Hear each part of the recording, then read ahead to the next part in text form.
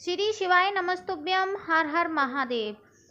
दोस्तों, जैसा कि आप सभी जानते हैं कि गुरु जी की कथा शुरू हो गई है विदिशा मध्य प्रदेश में, जो कि आज से शुरू हुई है। आज प्रथम दिवस की जो कथा थी वो संपूर्ण तरीके से समाप्त हुई है और बहुत ही अच्छे तरीके से समाप्त हुई है कथा। तो आज की जो कथा थी, कथा का नाम है श्री बेत्रवती शिव महापुराण कथा, जिसमें गुरु जी ने 6 सूत्र बताए हैं जो कि शिव महापुराण के अंतर्गत आते हैं। साथ ही साथ गुरुजी ने बताया कि सावन के महीने में आप कितने बेलपत्र चढ़ा सकते हैं महादेव को, और बेलपत्र चढ़ाने से आपको क्या लाभ प्राप्त हो सकते हैं, आपके जीवन में आपके परिवार को क्या लाभ मिल सकता है कितने बेलपत्र चढ़ाने से। पूरी जानकारी इस वीडियो के अंतर्गत मिलेगी। आप वीडियो को पूरा देखिएगा और श्री शिवाय नमस्तुभ्यम का जाप जरूर से कीजिएगा सावन के महीने में।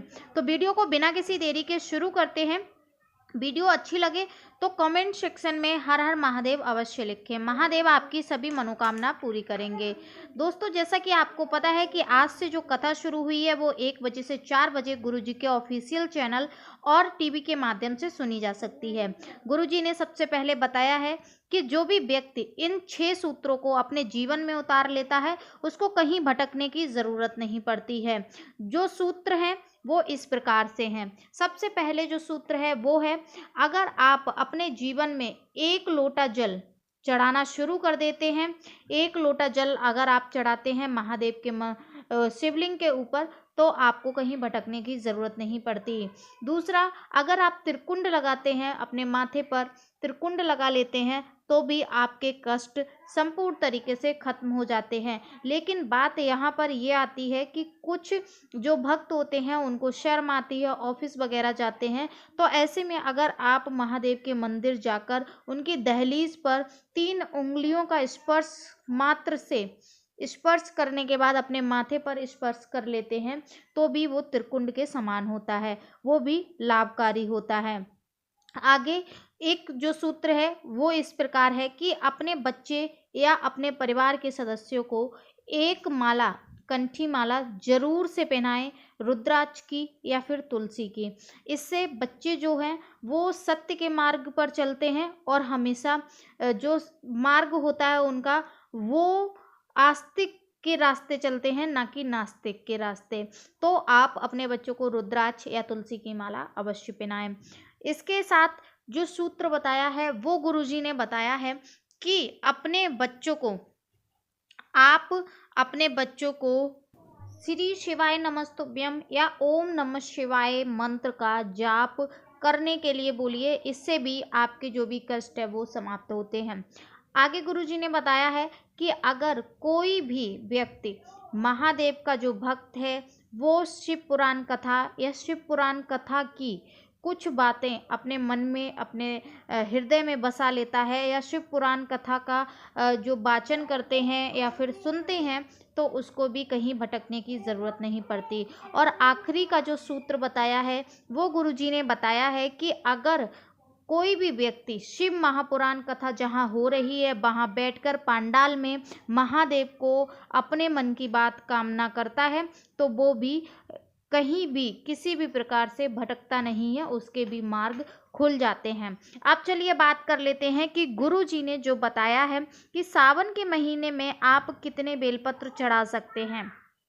यहाँ पर बहुत अच्छी बात गुरुजी ने बताई है कि बेलपत्र अगर आप चढ़ाते हैं महादेव को, तो आपको ये ध्यान में रखना है कि बेलपत्र उतनी ही चढ़ाएं जितने की आपको आसानी से बेलपत्री मिल सके। ऐसा नहीं कि आप कोई भी वृक्ष उसको उजाड़ कर और आप अपने भगवान को, अपने इष्ट को प्रसन्न कर रहे हैं, तो इससे कुछ फ़ायदा नहीं होने वाला है। एक बेलपत्र अगर आप महादेव को चढ़ाते हैं तो अपने जीवन में ये प्रण कर लीजिए कि आपको एक बेलपत्र वृक्ष अवश्य लगाना है।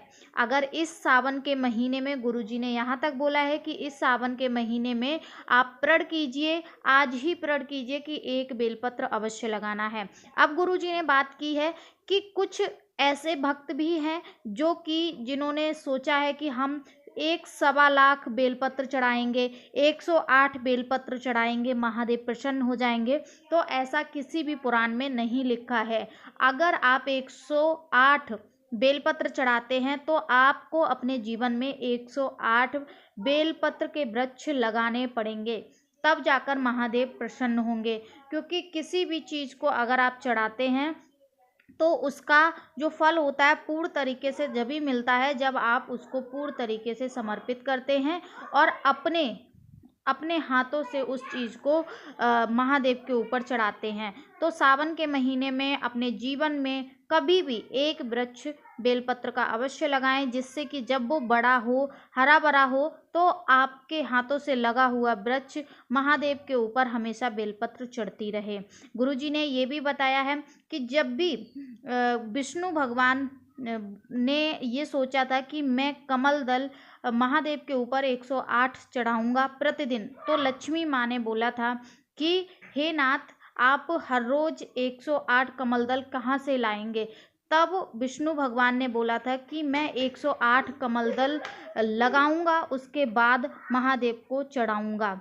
तो जब भगवान ने ऐसा किया तो हम इंसान क्यों नहीं कर सकते हैं। हमको भी अपने जीवन में प्रण करना चाहिए, अपने बच्चों से प्रण करवाना चाहिए कि सावन के महीने में 108 नहीं तो कम से कम एक वृक्ष तो अवश्य लगाएं।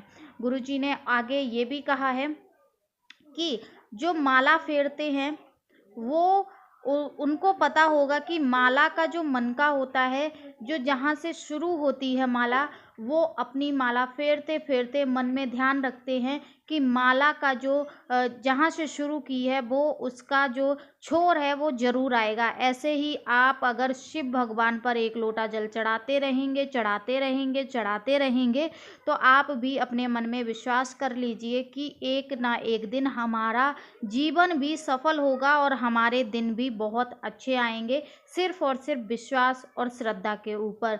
जिस प्रकार से जो माला फेरते हैं, जो माला को जपते हैं, उनको जैसे विश्वास होता है कि माला के जो 108 मनका हैं वो पूर्ण होंगे, उसी प्रकार से शिव भक्त को भी विश्वास होना चाहिए कि महादेव एक ना एक दिन हमारी मनोकामना सुनेंगे और हमें भी, हमारे जीवन को भी इस चांद की तरह चमकाएंगे।